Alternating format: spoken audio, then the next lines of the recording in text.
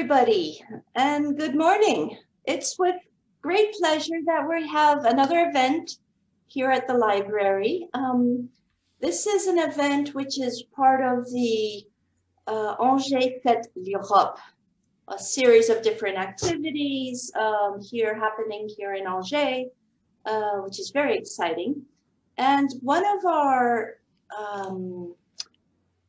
of the sister libraries of the city of Angers is in Wigan, UK, in the United Kingdom. And we have a very special guest this morning. She's an ambassador, does not have a Rolls Royce, but we have Eve Davis, who's the ambassador of Wigan in Angers. You might know that Angers is twinned with different cities. In fact, there are 9 cities that the city of Angers work with, which is really interesting. Wigan, of course, Osnabrück in Germany, wonderful Pisa with the tower in Italy. I'm not sure if I'm going to pronounce this correctly, Södertälje in Sweden. Sorry for the pronunciation there. Haarlem in the Netherlands, Turin in Poland, Yantai in China, Bamako in Mali, and Austin, Texas in the United States. And so it's with great pleasure that Eve is going to be talking about Wigan and about George Orwell's relationship with Wigan and how the image of Wigan for us has changed over time. So I'd like to introduce Eve, who's going to be coming. We're going to be switching places. So Eve, you want to come on over and enjoy this talk? We're able to travel, so it's just wonderful that we are able to do this. Okay, over to you.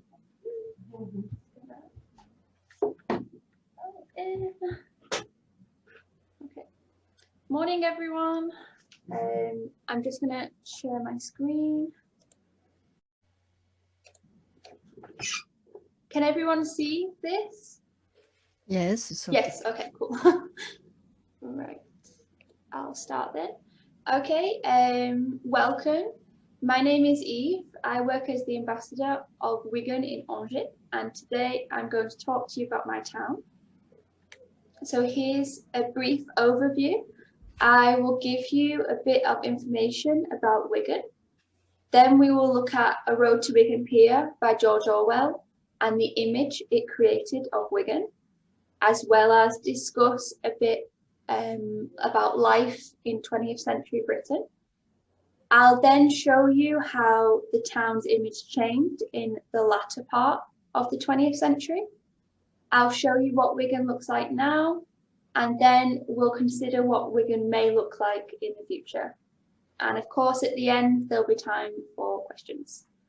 So, some general information. Wigan is in the northwest of England.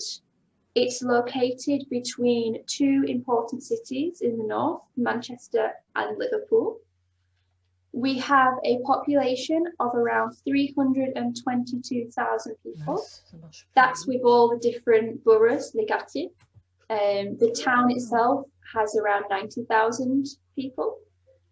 We are part of Greater Manchester. And in terms of the twinning, we have been twinned with Angers since 1988. One of the ways to promote the twinning is through an exchange of young ambassadors. So I'm here to represent Wigan in Angers, and Lucy Tekwa works as the ambassadress of Angers in Wigan. So we do lots of things. We represent our town, our culture. We do presentations. We participate in different cultural events, and we help to promote the twinning.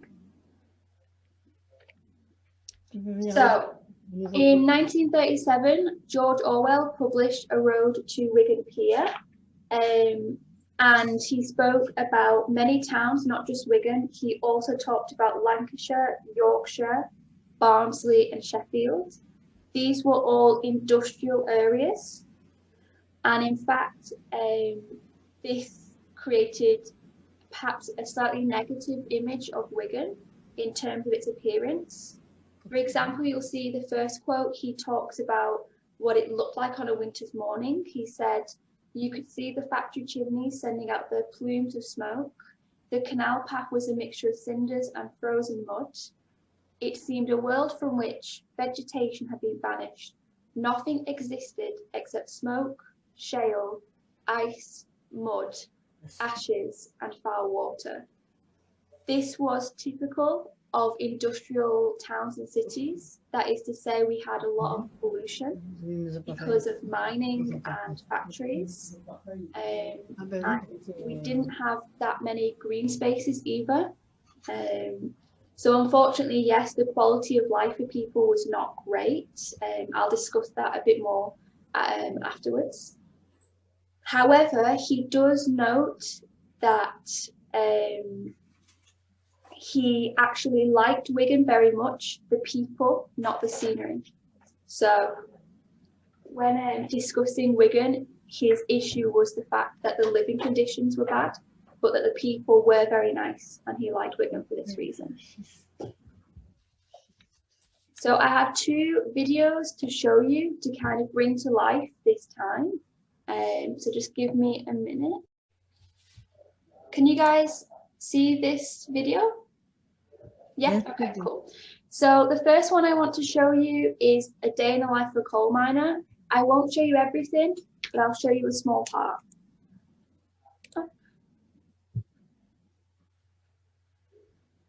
And this was filmed in Wigan in 1910 or 1907, I think.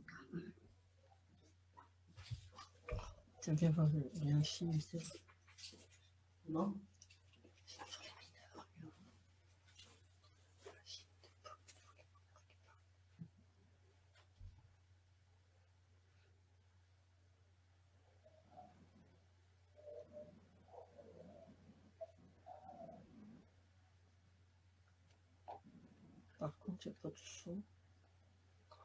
Quel travail.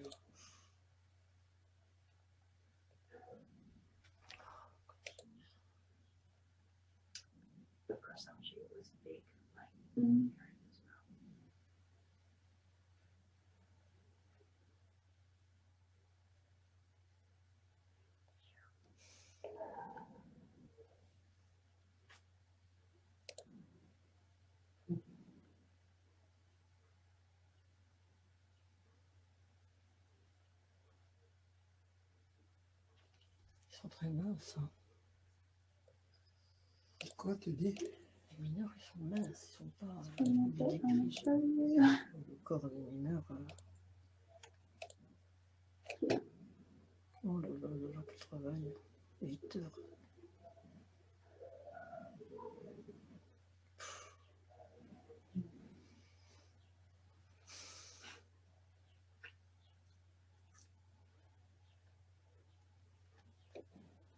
Okay, so that's one video. I have another to show you a bit more what the people were like. Do you see the other screen, Living Wigan? Can you guys see it? I think they can, yeah. So this is of a tramway scene. We used to have a tram in Wigan.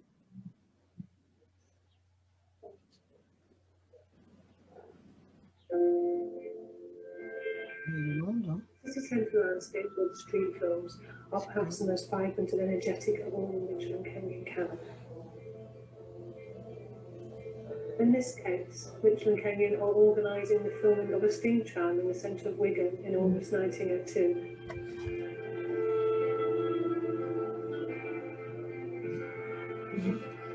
The showman operators are seen providing a farcical moment, reminiscent of the first film done by the Lumiere brothers in 1895 of The Gardener with a Hose Pipe, and introducing a comic element into what was possibly a more formal opening event.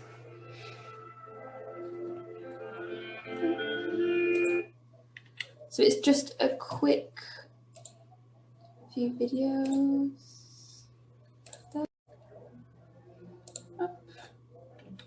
So I wanted to show you that just to bring to life this era.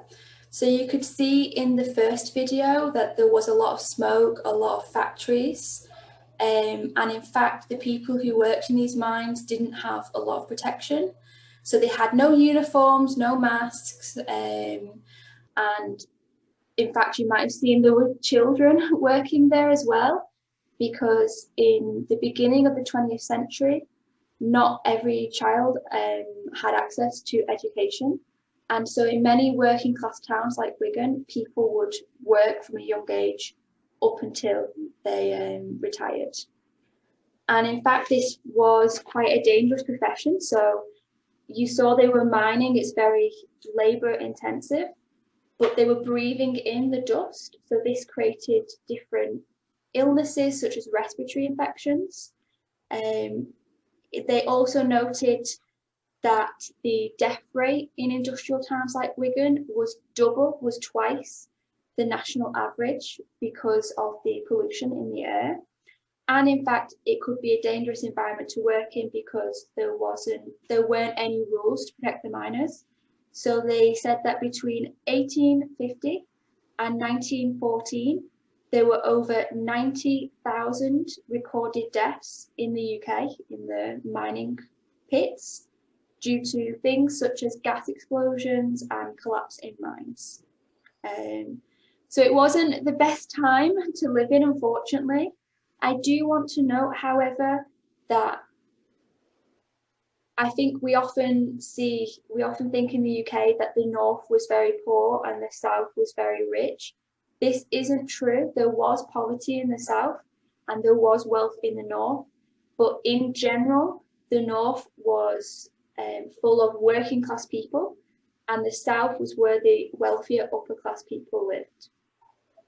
You may see on the right, there's a picture of a Victorian caravan. I wanted to show you this to talk about another point about living conditions. So Orwell looked at Wigan and visited many different people, and he noticed that many people were living in unsafe houses, and he asked why was that the case? In fact, the landlords and property owners had been told by the council that they had to destroy these buildings because they were unsafe, but the people refused to move because they couldn't afford to live anywhere else.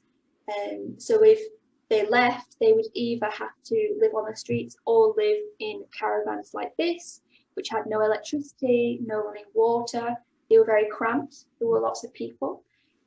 So again, you know, it wasn't necessarily the best time, and I'd say this is an image of Wigan that remained popular throughout many years. However, things have changed. So in the latter part of the 20th century, we adapted. You will see here, the top right, a picture of a green space called the Flashes. This used to be a mining area. However, the mines closed in the 1950s and onwards for two reasons. One, they had no more coal to mine, so they just left the land to heal. They planted a lot of trees to help create a green space. And second of all, it was slightly political. So during the time of Margaret Thatcher, she moved a lot of industry to other countries. So as a result, we had to adapt. This green space is lovely, and it's one of the many green spaces in Wigan, and the Flashes are very important, in fact, because they provide an area for people to go to escape from the town centre. It's a very big area. It's 264 hectares, and it holds a lot of important ecosystems. So they have species such as birds and aquatic life that are of national and European importance. You'll see in the bottom corner a club called Casino Club and Northern Soul. We became a centre for music in the 1970s. Northern Soul was a music and dance movement. So they took essentially black soul music from America, and they remixed the songs. They made them faster so people could dance. And this movement became very popular in the north of England. And in fact, Wigan was one of the most important centres for this movement. The American magazine Billboard voted Wigan Casino the best disco in the world in 1978. And Wigan Casino was open from 1973 to 1981, and it welcomed, I think, over 2 million people during its time. Finally, as I said, we adapted. We no longer had factories or mines, so we relied on local businesses. And there's many local businesses, but one I think that everyone knows in Wigan is Galloway's Bakery.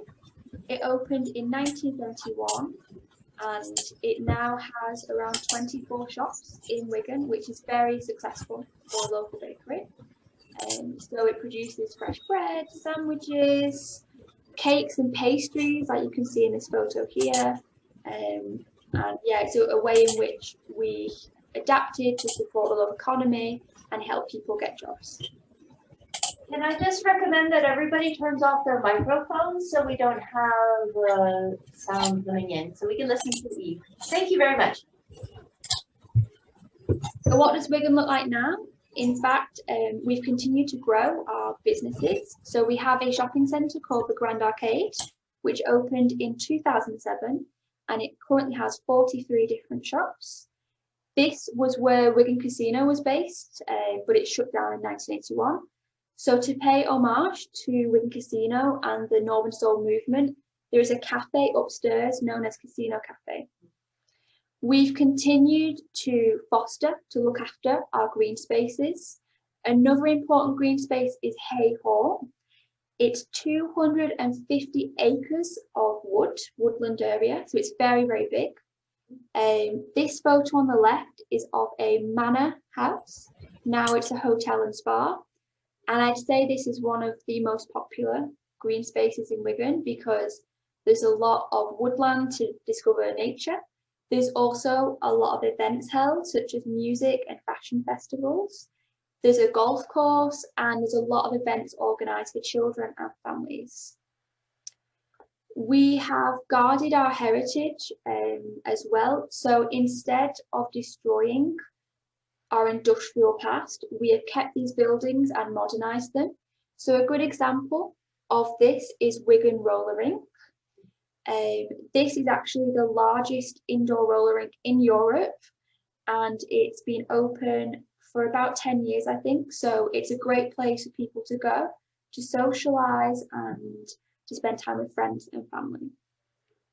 And finally, I think we have a lot of cafes, a lot of restaurants, and one thing that's very popular in England at the moment is afternoon tea.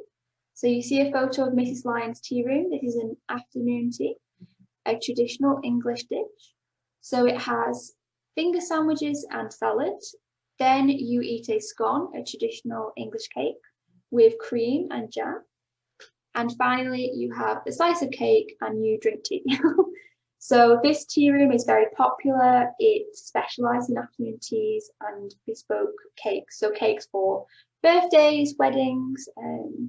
So yeah, as you can see, modern Wigan is a green town, a town with lots of local businesses, and a town that really works to respond to our people's needs. Finally, I want to consider what Wigan may look like in the future. So there are a few projects that I think are going to change again the image of the town. One of them is the 5-year culture plan, The Fire Within. It is an art museum, and each year there is a specific theme. So this year it's health and happiness. So they organise exhibitions and times with schools around this theme. And for example, they also promote, in the context of health and happiness, different green areas to encourage people to be active, to get outside, to look after their mental and physical well-being. We also look to protect the environment again through cycling. So during previous lockdowns, cycling became very popular, and Wigan wants to invest in this movement by creating cycle paths so that people feel safe and confident to ride their bike into town rather than taking their car. Finally, there are two very interesting projects. So the first is Wigan Pier project. This finished recently and they're hoping to open perhaps later this year. It is going to be a big space for events. There'll be a cultural centre for exhibitions and perhaps mini concerts. There'll be a food market. There'll be a space for people to meet up. They're going to install a local brewery that will produce local alcohol. So again, encourage people to come into the town centre and, you know, to socialise with people. And finally, we have the galleries project. So this is a part of the town centre they want to modernise. They will build a cinema and other leisure facilities, new homes, offices, and a big outdoor space for events, such as the light switch on for Christmas or other events held in the town. And I think this is very important because in the UK, people shop more and more online. And also because of COVID, they're going out less. And as a result, town centres and local businesses are suffering. So by modernising the town and rethinking how we use town centres, we can encourage people to come in. And whilst they're in the town centre, we can encourage them to visit local businesses, local shops, cafes, restaurants, in order to help support people. So in conclusion, in the past, we were an industrial town with a low quality of life. However, we've worked to become a green town, a clean town, and a town that's proud of its heritage and people. You've seen throughout this presentation that our image has constantly changed. We've constantly adapted and we faced hardships, but we always overcome as a town. So thank you very much for listening. And do you have any questions? Okay. How much time did George Orwell spend in Wigan? What was his link to Wigan? I think he wanted to go to the north to see what life was like there. And he was interested in Wigan because of Wigan Pier. The word pier in English is often associated with the seaside, with the coast. But in Wigan, there is no, there's no beaches, there's no seaside. So I think he found that a bit funny and interesting. And like I said, he spent a lot of time in Wigan, but he actually visited other areas in the north to write his book. So I think he was there a few months. Okay. So this book is a non-fiction book, and the library does have it. And if you want to read it, please come into the library. We have, of course, a large collection of George Orwell's work. Mm-hmm. Any other questions? Just seeing as a discussion. Really interesting, the changes and how City Hall has really moved to modern green, supporting businesses, supporting the town center. I think that's very similar to Angers. Yeah. Are there links with the City Hall here and there? Do they talk to each other about these green ideas? Yeah, so one of the ways I work to sort of promote and exchange information with the council through Lucy. So we do work together on common projects such as promoting a green town, and we've also worked on how we can provide better access to green spaces for people as well. But yeah, it's interesting. Angers and Wigan have had a very similar history, because I believe Angers was a mining city as well, and has taken a similar path, has become more green and environmentally aware. Okay. Christine, yes, thank the sound, that's fine. Don't worry, maybe leave your microphone off. Okay. Any other questions, Christine? Oh, sorry, Jacqueline. Yes. What about when George Orwell says, a Yorkshire man in the south will always take care to let you know that he regards you as an inferior. Is it still like that, or a little? I think it's better, because I think but in the past, it was true that northern people felt that they weren't treated fairly, and they did the hard work. They made the coal to produce electricity for the country, but they didn't see the benefits really because they had to live in poverty. I would say that it's interesting. I think there's still a little bit of rivalry between the north and south, but it's a lot better. So yes, there's still poverty in the north and the south, but the quality of life for people is much, much better now. So I would say relationships between people is better also. Okay, thank you. Any more questions? Can you talk a little bit? I know this is a touchy subject, but how has Brexit affected Wigan and Europe? Okay. In terms of the twinning, or just in terms of maybe exporting and business? I think it's had a lot of different effects. It is true, it's slightly more difficult now for businesses to exchange, between the UK and Europe because there are taxes that have to be paid and extra forms that have to be filled in. Also, going forward, if you want to live in the UK, and the same for British people wanting to live in Europe or study or work, you will have to get a visa. However, if you want to just visit the UK for less than 6 months, you won't need a visa. You just need a valid passport. But it is true, unfortunately, it does make exchanges slightly more difficult now, which is sad. But Wigan and Wigan Council are still dedicated to the twinning. They don't want to let this issue sort of stop us from working together, which is nice to know that there's still support for this. So yeah, I suppose we'll see the real effects after COVID, because right now no one's can really travel or do much. So can you talk a little bit about what the role of an ambassador is? Yeah. What do you do? It's really interesting, and we don't really know. So my job is very varied. My main job is to represent Wigan. So the town, speak about the town, the culture, the people, the history. So this could be via presentations like today, or working with schools, working with associations. I participate in different events, cultural events. So during Angers Fête Europe, I took part in Le Rallye Europe.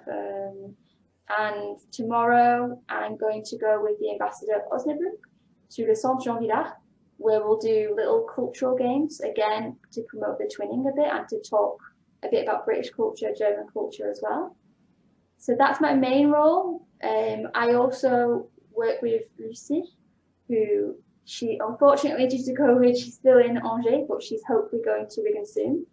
And so we pass on important information. So for example, if Angers, the city of Angers, would like to know more about an event that's being held in Wigan and vice versa, we can pass this information on. We're there also to help businesses, young people, associations with any questions they may have.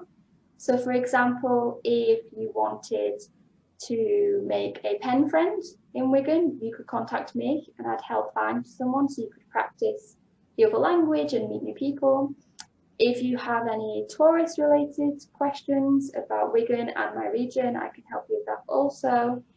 And what else? If you want to, for example, for young people, if they wanted to work abroad in an English speaking country, I can help them with tips about how to write a CV and a cover letter. So yeah, the job's really, really varied, but very interesting. And I'd say my main role is just to represent the town and promote the twinning. And so your offices are at City Hall? Yes. And somebody can make an appointment with you to discuss any projects that they would have? Yeah, so you can either ring me or you can email me. I think I can put in the chat. Type in the chat. So we're this is the email if you want to contact Eve Davis, who is the ambassador for Wigan at the Ville d'Angers, and Lucy is the ambassador for Angers in Wigan, although she's here in Angers at the moment. And so ambassadors come in usually traditionally in September, I believe. End of September. End of Yeah. September, okay. So if you have any projects, do, oops, now we're frozen. Oh, no. Yeah. So we're introducing Lucy, who is the ambassador. We're still frozen here, so we don't see you, but everybody else does. Hi everyone, so I'm Lucy. I'm the ambassadress from Angers in Wigan, but I'm in Angers because I'm still in Angers because of COVID and Brexit. But I managed to organize events and some projects with Eve, even though I'm at home. So we try to think things and way to do projects and to do differently, remotely and digitally, like we are doing now. Yeah. So yes, everything is going all right, and hopefully I will be soon in Wigan. Fingers crossed. So Lucy, are you in Wigan for next year at the ambassador, or just through September of this year? So normally I should be next year the ambassadress from Angers in Wigan, so for another year. Wonderful. So yes. Yeah. Can you type up? We try to keep the bonds between the two cities. So right. Yeah. Is the email cheminage.wigan@villedanger.fr, is that the same for email address for you as well? Sorry, pardon, can you repeat, please? Sometimes it's... Can you write your email address, your ambassador email address as well, so people can contact? Yes, I've written in the chat. We're still frozen. We don't see anybody, but we can hear you. Yeah, but now you're frozen too. But we can hear you. So I've seen a question. Do you sometimes plan exchange trips? So by now it's a bit difficult because of COVID, and so we try to think exchanges differently. Like with Eve, we organized some drawings exchange or digital exchanges between schools, primary school and high schools, college. So by now it's a bit difficult to organize some exchange trips.